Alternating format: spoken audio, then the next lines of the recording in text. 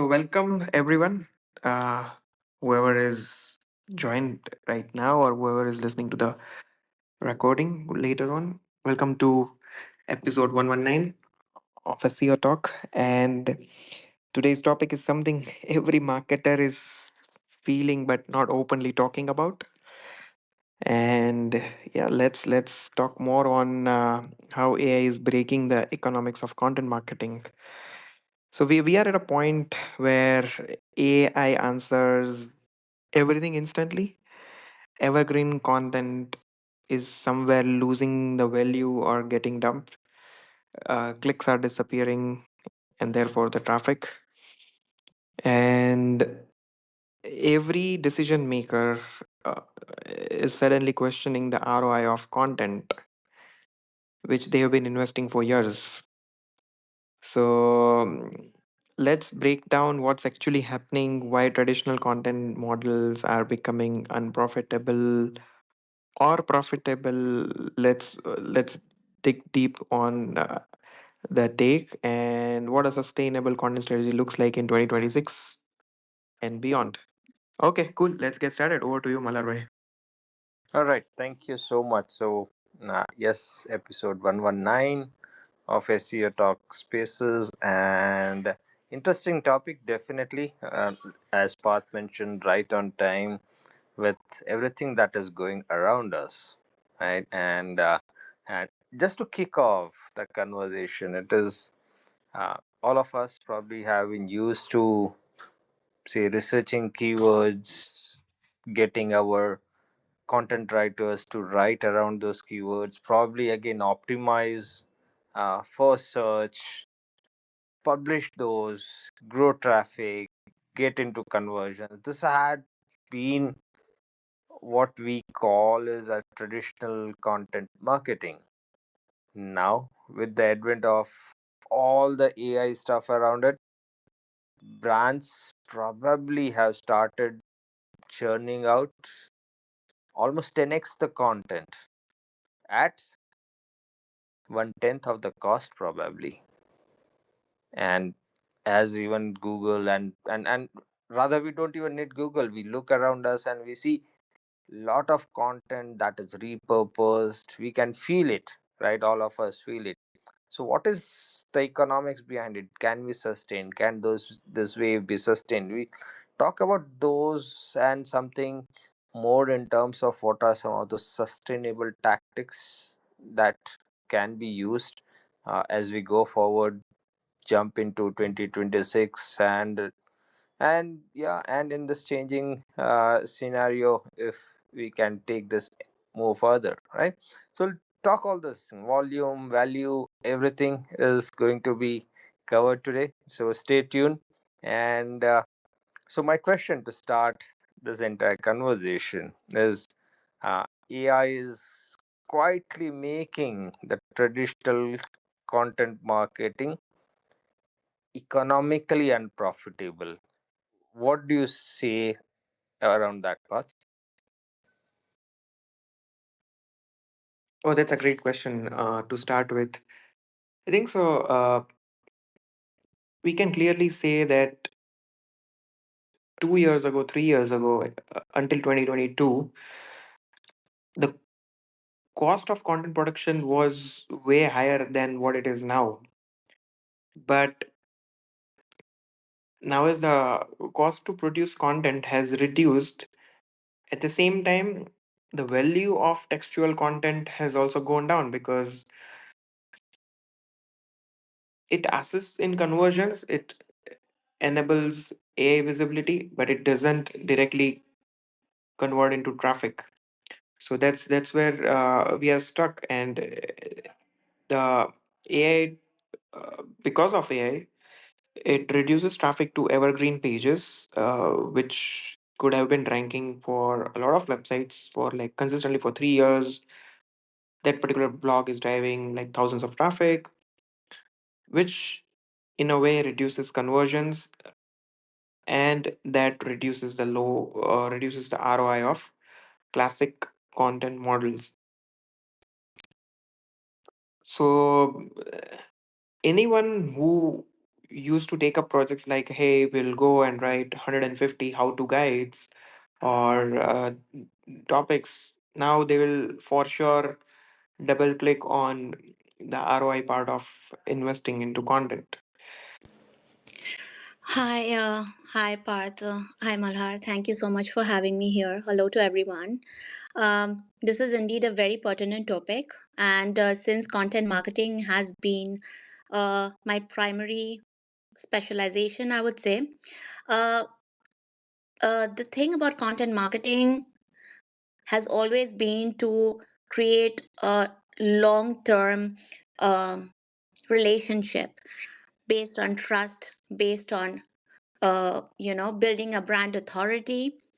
And that has significantly shifted with AI articles and a lot of AI uh, content, because where do you find that trust, or where do you build that authority when everything is coming from the same humdrum? So the differentiation has definitely been impacted. So no matter people are actually coming up with more content, the way it helps is now, um, I have always believed that you should be there on one platform where you perform the best. For example, if it is LinkedIn, so yes, be out there on LinkedIn most of the time.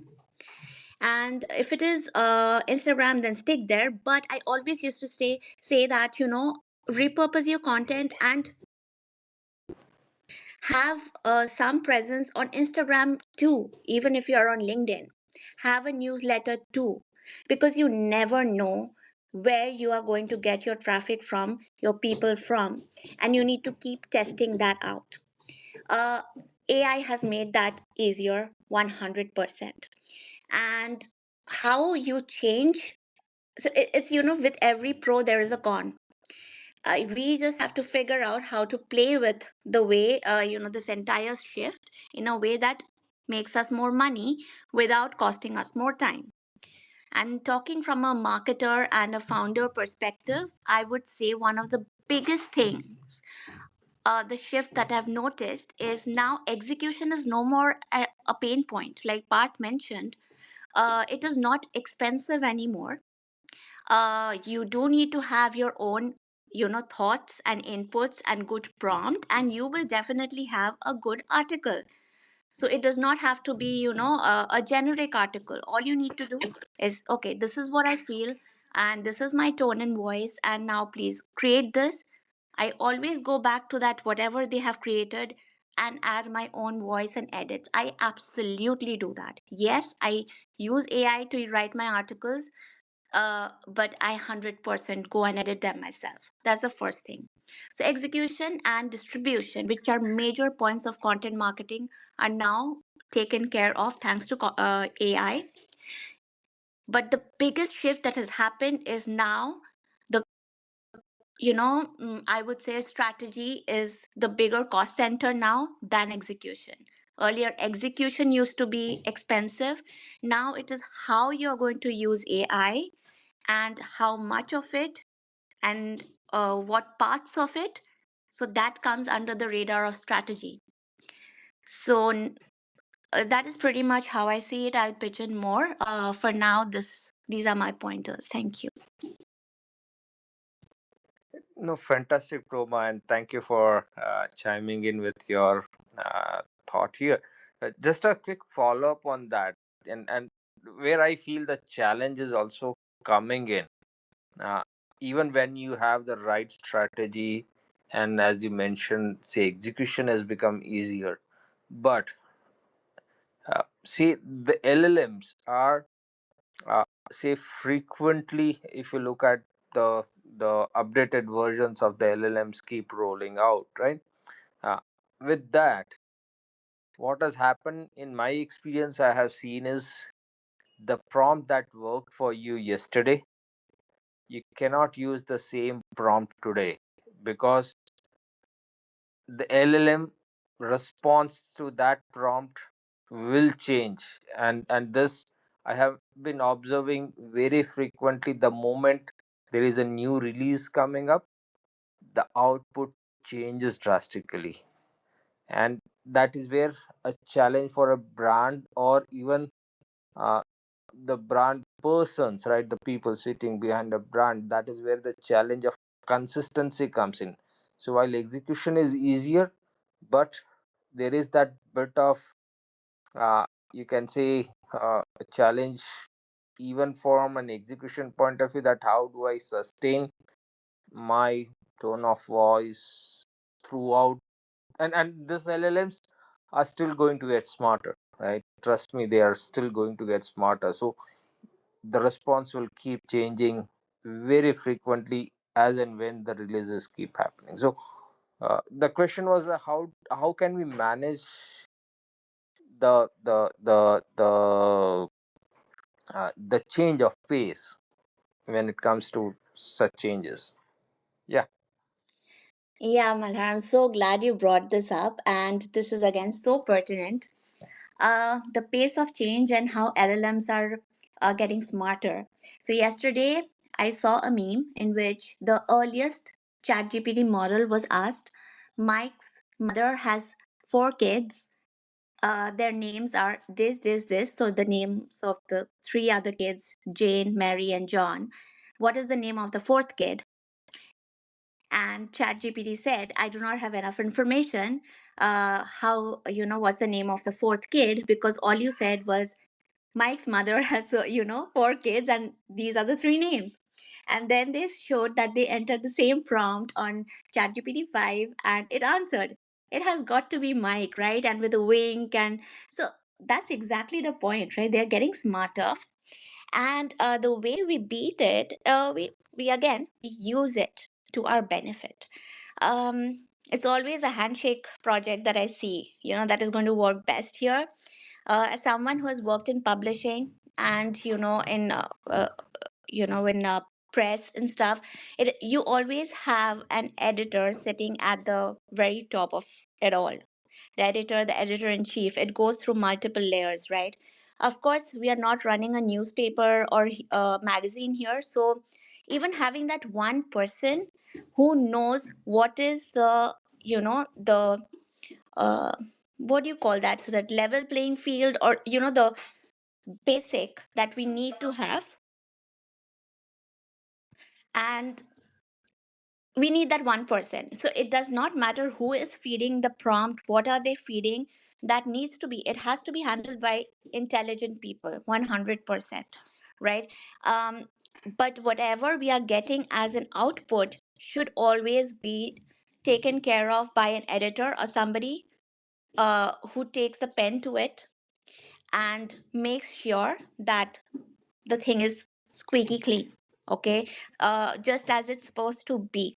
Now I know the issue becomes the person who is writing the prompt and getting the end product printed on a Google sheet, sorry, Google Doc, and sharing the link with you.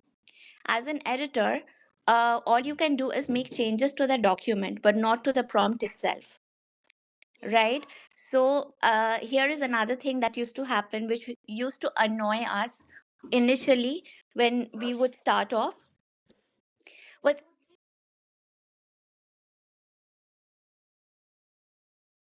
was you know they would not make the okay, I need to take a break, I'm sorry, I'll pick up the Hey, no problem, no problem. That's fine. All right. Anyone else? Deepak, Sheikh, Kuldeep, if you want to chip in with your thoughts. Hi, hello. Yes, Kuldeep, The tell me. how Go yeah, ahead. okay. So I have some little bit short story about the content.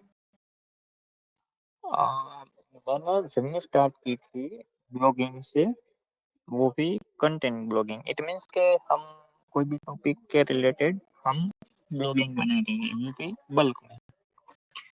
And then थोड़े time बाद content का value change हो गया है. It means कि AI आ गया, तो मास linking में आई एआई मास वैल्यू कंटेंट प्रोवाइड कर रहे थे, तो हमारी सारी जो ब्लॉग के नीचे थी वो डाउन हो रही थी.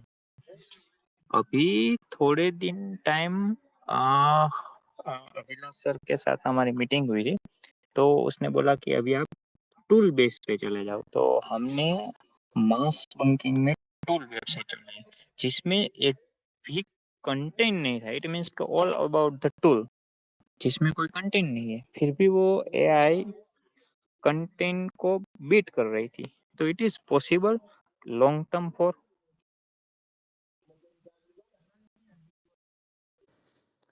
Okay, let me segue to the next one because Proma was talking about a very nice point when she had to move off. But what I want to bring in is at this point of time, are brands overestimating the ROI of evergreen content? Because now we probably are in a very AI first world. Yeah, I think so. It's a very there are multiple ways to look at it. So, as an SEO professional, our definition of evergreen content is all about the guide, the blog that we have published and has been ranking for multiple different keywords. So, I work with multiple brands where one single blog could rank for 300 plus keywords, and out of that 300 keywords, like 100 keywords were ranking in top 3 positions, something like that, top 5 position, and it was driving good traffic. But if we look at how content has evolved in last 7 8 years, YouTube long form content, and since COVID, TikTok and TikTok got banned, and then Instagram Reels, YouTube Shorts. Just look at the variety of content that is being consumed by the same users, by the same target audience who used to consume that evergreen content pre-COVID. So now the whole behavior has changed for sure. So and if we take if we take example of Wikipedia, the content quality on Wikipedia has not changed.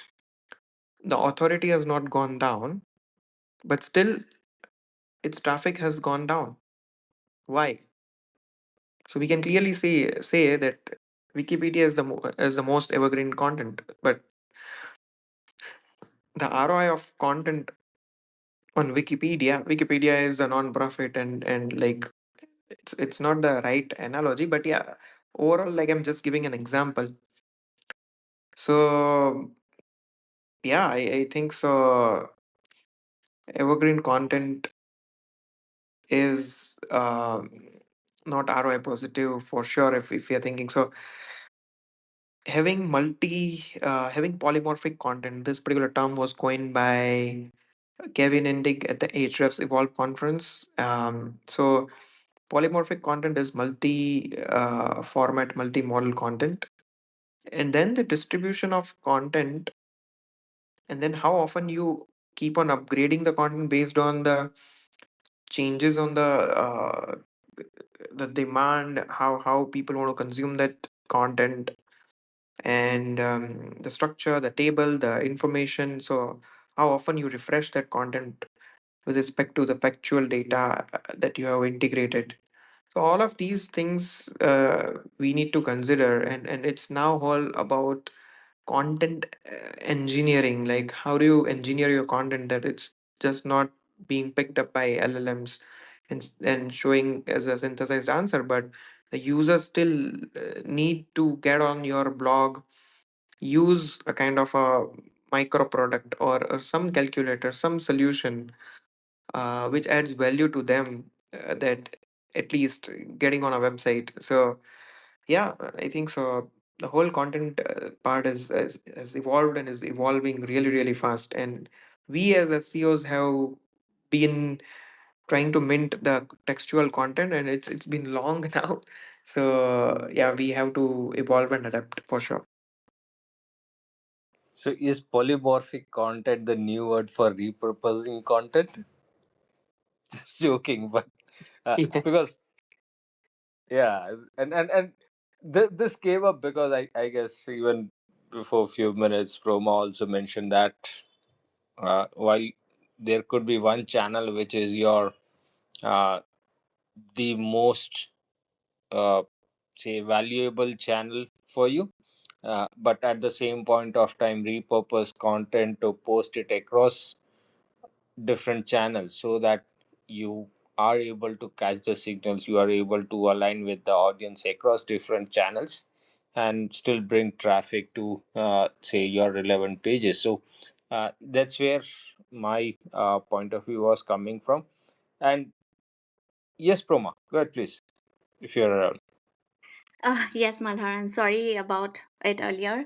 Um, very much agree with what Parth mentioned about, it is definitely, we are definitely overestimating evergreen content right now, because right now nothing is really evergreen anymore.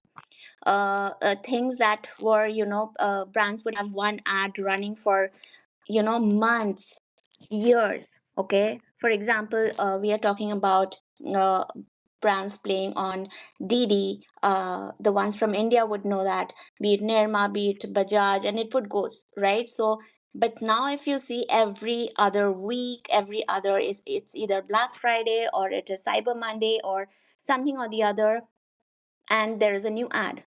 So that is the pace that we are dealing with right now. Given that evergreen content, for example, again, a very good thing that Parth mentioned was Wikipedia. Uh, so, for example, when we used to, some of us, not everybody does that, when we watch movies, I do that. I look at each and every character, who is playing which character, and then I would, while the movie is playing, do a deep dive into uh, who this person is, the celeb, their parents, their birthday, zodiac, and all of that. Okay, so of course, Wikipedia had someone spending a lot of time for that particular information. But now, if you go ahead and type in the name of a celebrity, you get an AI overview that gives you each and everything, including the recent news that you need to know about that person. So there is no need for a person to go to Wikipedia or IMDb in for the fact. So evergreen, not really. And what it's taking its place, again, very rightly mentioned, if you really want people to come onto your platform, instead of making it text heavy, you have to make it resource heavy.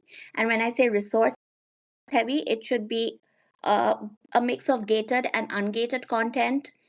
If you really want them to stay for longer with lower bounce rates, then have a calculator like Parth mentioned, or something that actually makes them stay.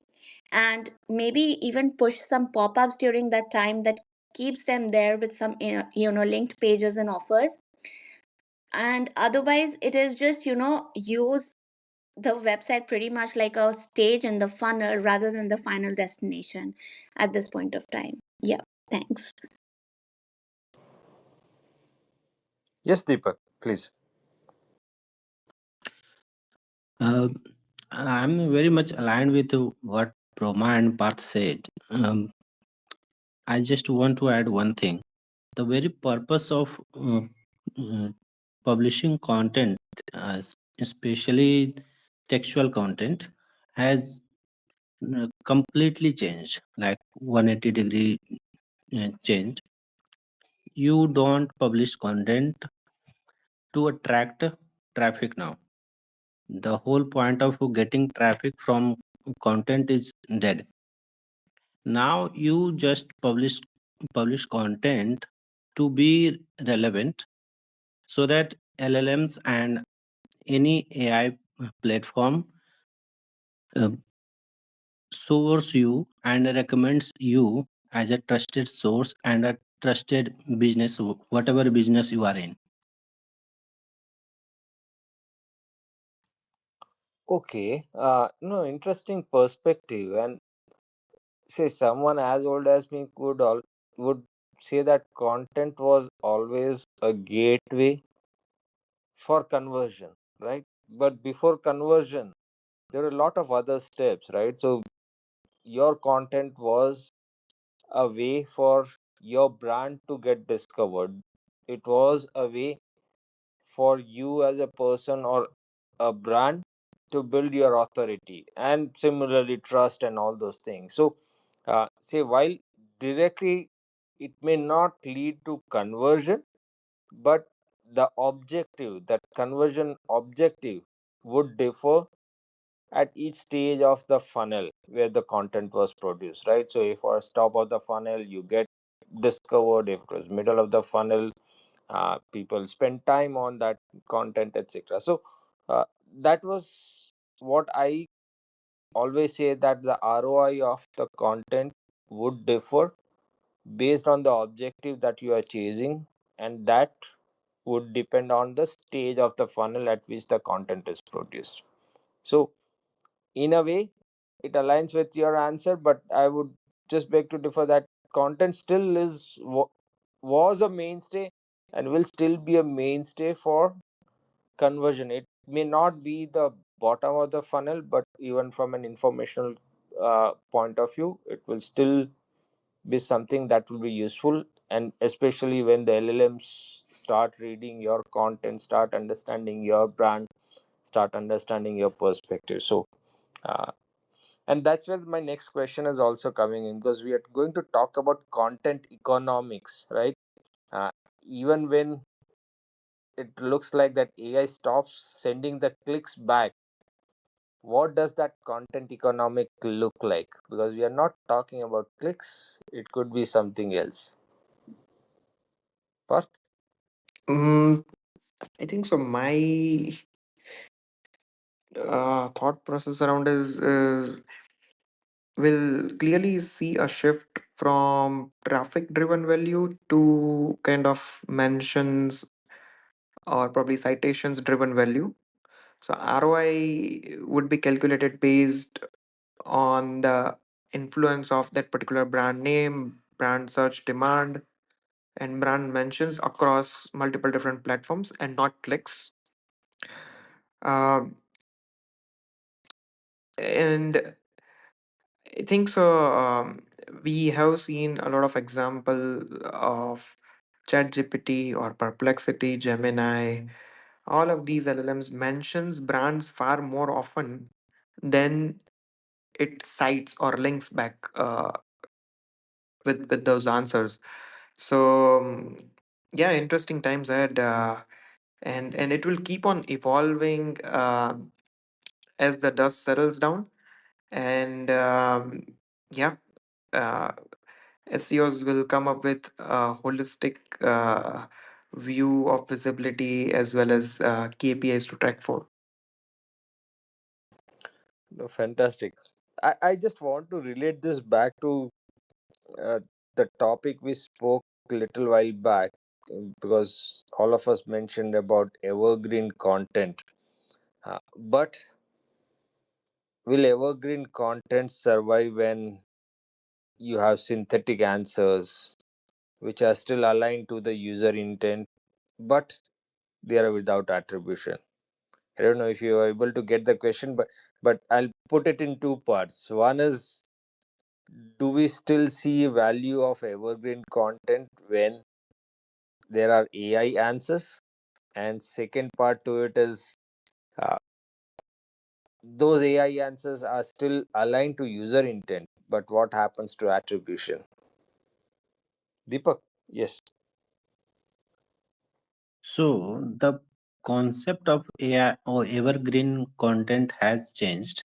Like evergreen content that is getting traffic from years, ranking on 300, 400 keywords, and that has changed completely.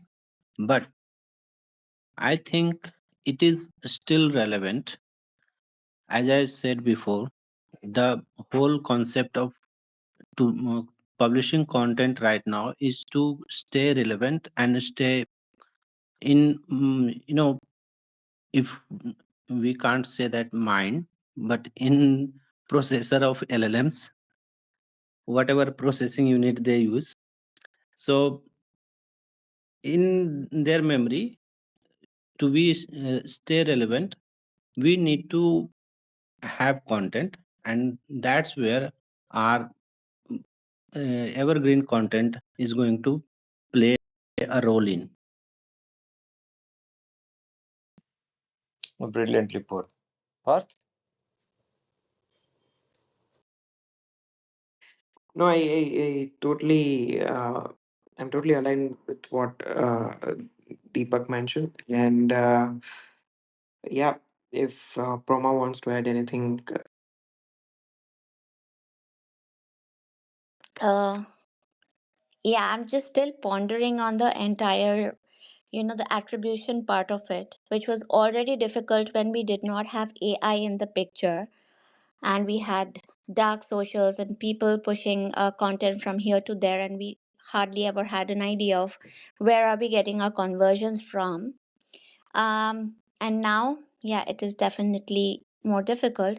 But I'm also thinking, many a time when I ask Perplexity something, it always brings back the answers with citations, whether I ask it or not, which I find very useful because, then I can actually do a deep dive and read those articles, unlike chat gpt, which just gives me the pov or the perspective or whatever the answer I want, and there are no citations whatsoever, uh, unless and until I'm asking for product recommendations and stuff like that. So that's when I do see those logos, tiny logos that are being put under each and every pointer. So I guess it depends from llm to llm also. Like for example, I will not go to ChatGPT to do some kind of an in-depth research, right? So if we are talking about really technical stuff, now I'm going to talk about b2b content, right? So when I talk about b2b content, maybe very specific things about cybersecurity, right? And I would want published journals or whatever, maybe a Gartner or something.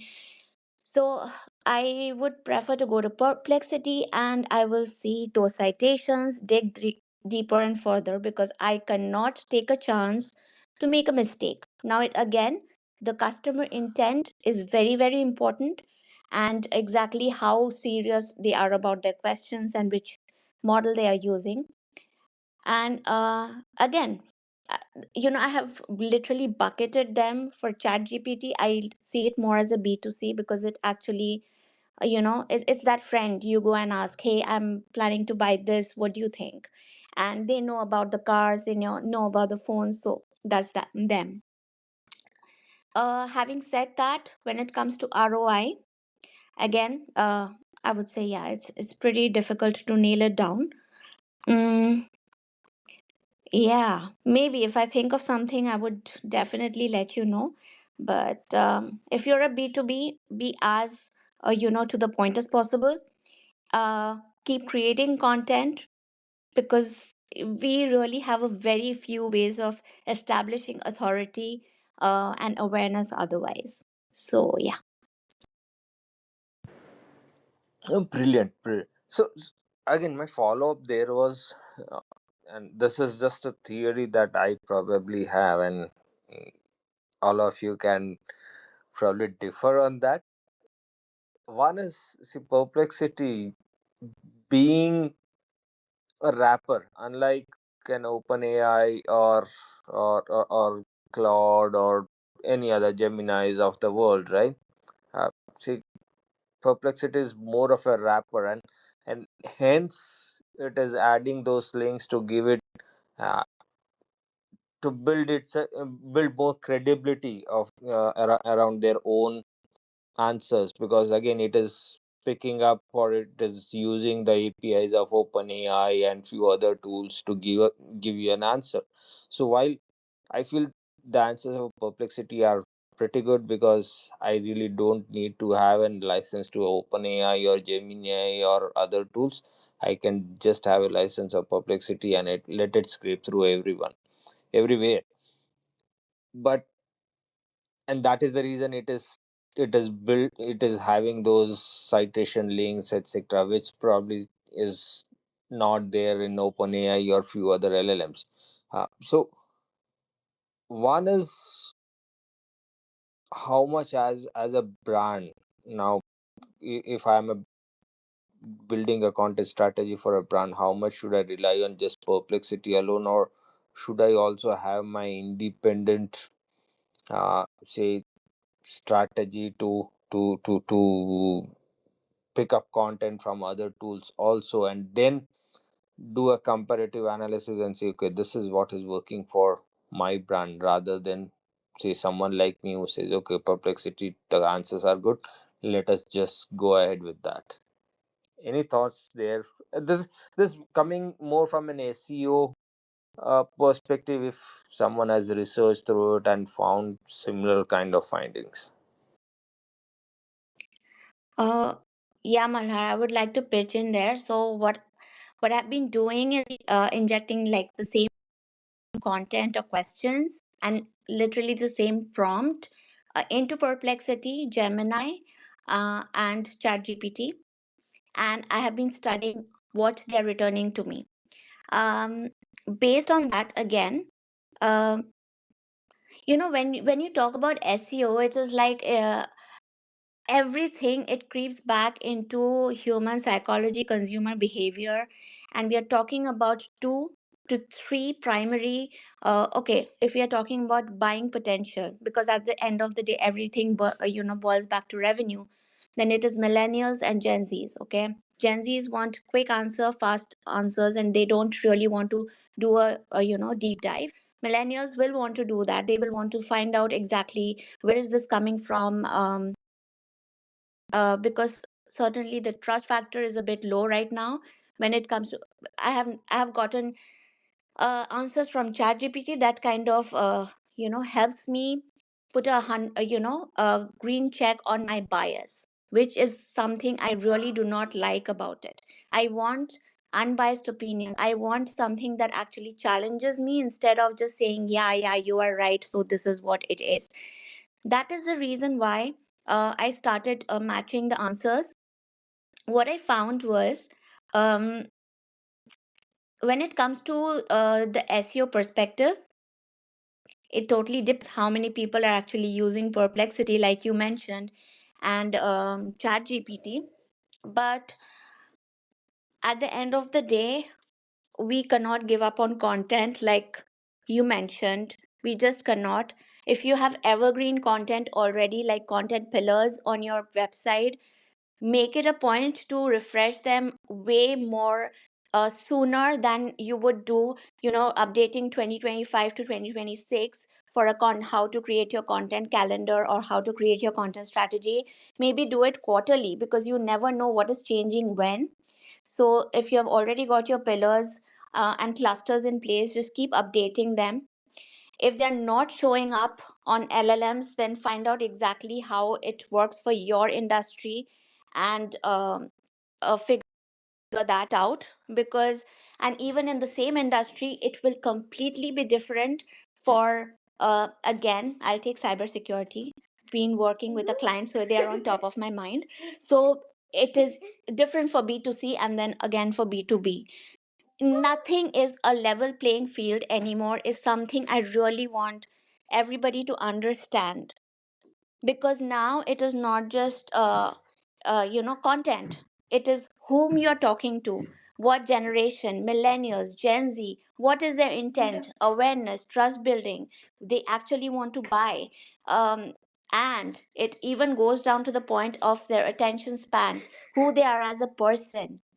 And the primary way, I'll just quickly punch this thing in.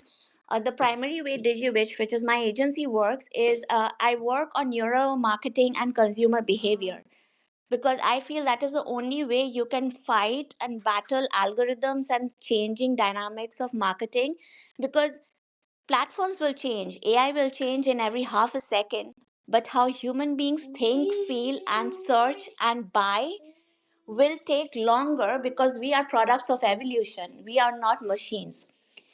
And literally, for any kind of shifts in marketing, what I do is I don't look at the product, I look at the human being. Whom am I speaking to?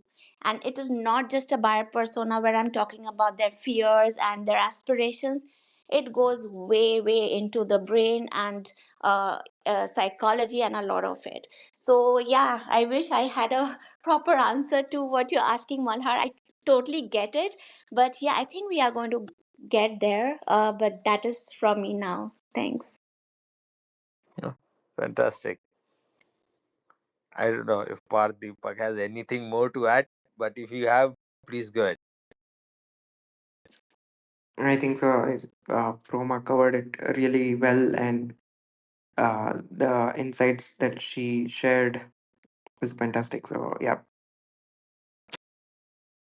Okay, I'll go on the revenue part quickly, and because a lot of things we talked about ultimately, as Prom also mentioned, leads to conversion, leads to revenue, etc. But and with AIO, zero click search becoming reality, how much revenue loss are you observing from a very content point of view? And do you feel that it is uh, there is a significant amount getting lost already because of AIO and zero click search, or it's probably early days, and while it can be a loss right now, but brands will find a way to overcome that loss by aligning themselves or by optimizing themselves for LLM search. I think so. There is no direct way, but yeah, it's pretty clear that a significant chunk of traffic brands have lost because of AI overviews, and brands simply cannot go out there and track the missed traffic or clicks. But as we have seen the SERP evolved in last 1.5 2 years, we've seen the exclusive Google Reddit deal and Reddit being shown up for a lot of commercial terms as well as for a lot of opinionated UGC content. So in that case, it's clearly Reddit and YouTube uh, taking away the pie. Uh, but having said that, um, if we look at still if we look at top three search engines, we are still searching on the normal Google Web. Then it's Google Images and YouTube. So YouTube is one such search platform where the algorithm has been stable for last couple of years. Like it's evolving, but it's not drastically changed. And the search demand, and there's a clear blueprint and framework to work on YouTube content.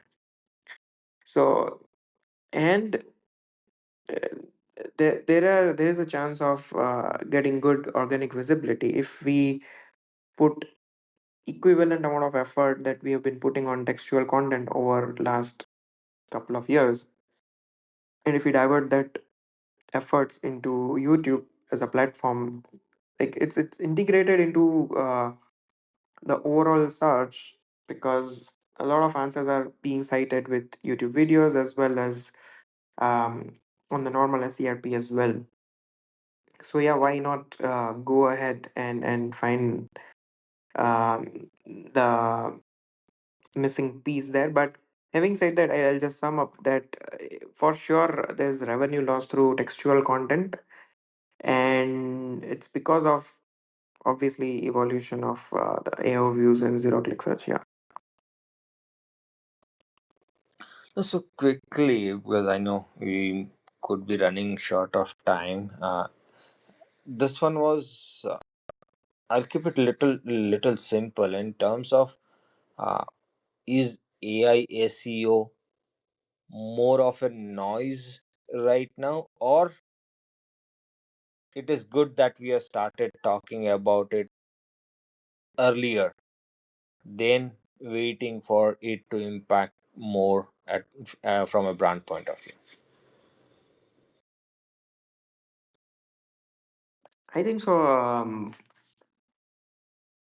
Uh, we are discussing it at the right point in time, because we are trying to understand, we are trying to evaluate what's working, what's not working. Uh, Having said that, um, if you're still getting, if your traffic has reduced, for example, let's take an example. If your brand that you have been working has been receiving 100,000 traffic every single month across your website, and if it has dropped to 50,000, still you are getting that 50,000 traffic.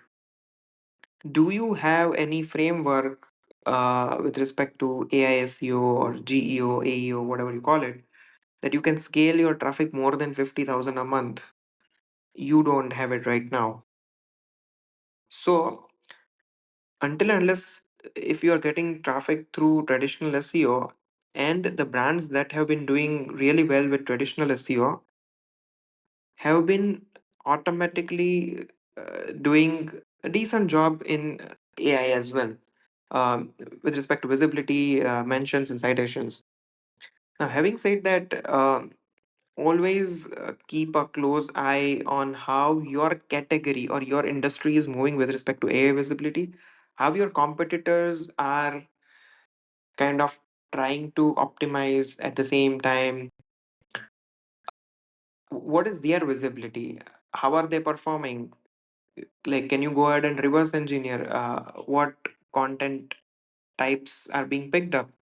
So all of these things shouldn't be ignored, because you don't want to be a late mover. Like, you want to be an early mover along with your competition, and you want to be right up there. So yeah, it's important, but don't forget whatever traffic that you've been already getting through traditional SEO, through normal blue links, and try to work on CRO. That is a very underrated thing. Like, try to juice out everything out of the organic traffic that you're getting right now, whether it's 60% compared to earlier, or 50% or 70%. But yeah, look at a lot of data into heat maps and Microsoft Clarity, get all the insights and try to optimize your CTAs, and do a lot of A/B testing, experimentation with your content, CTAs, and overall flow. But yeah, these are the things I think so. Uh, okay, yeah. Yeah, sure. It is not a noise, right? Then and be adaptable. If I have to put it in a short way, right, and sum up your answer, that be adaptable, understand the patterns, and align yourself quickly, right? Be agile uh, to the changes. Yes, Proma, you wanted to say something, please. Yeah, Malhar, I'll just quickly, sum something up that Parth mentioned that I was going to mention, was that even if you're seeing 50% of your overall traffic that you used to see earlier, the change and the strategic change that I was talking about earlier, that now more than execution, it will be a strategic cost center when it comes to content marketing, is that you need to figure out how to keep them longer and get your conversion rates higher from that 50% that is coming. And to make sure that you do that, we'll need a ton of data is something that is talked about a lot, but usually it is still doing more. Not everybody is using it, and with AI, data and heat mapping and all of that will become more and more important, because the more we get to understand why somebody is sticking around and why not, uh, we again need to understand their intent and reasons to make sure that we are making this conversion happen. So if it is like 50% of the traffic right now, and earlier conversion rate was at maybe 10%, maybe we need to notch that up to 30 or 40% at least. And it should be pretty much doable if you are able to keep that person there for longer, understand exactly their intent, bring them into a funnel that actually nurtures them, instead of just saying then make that conversion happen. And the more human to human you make it, so for example, a lot of SaaS brands, what they're doing now, they're actually saying, like, even the CEO would hop onto a demo, or just try to have a conversation with you. It has to become more human at some point of time, because it can't be just all AI, and that is the shift that we are looking at. Use your content to get them there, use more content to increase your conversions, and bring in the human concept of it to actually make your platform sticky and make them stay there. So yeah, that's that. Thank you. Yeah, fantastic. And I know we're just 1 minute towards closure, but uh, I remember Parth wanted also to pick up on a topic, content mix, where it was evergreen versus additive content and the ratio on it. So, Parth, you have probably a minute or a two on that if you want to just explain what the terms are. Yeah, I think so. So with AI, you need to have to improve your content like quite often. Earlier, maybe you were doing content audits like once or twice a year, or probably if not more than every quarter. So, but now I think so the content that you want to put out, what is the information gain, the IG factor in your content, which is very unique. So if your content is being pulled into any of the AI answers, does it have that enough unique credibility that, hey, as per HubSpot, as per whatever brand you want to name, these statistics or this particular data, what is that unique research that you can keep on adding where your competitor cannot like reverse engineer because it's your unique data.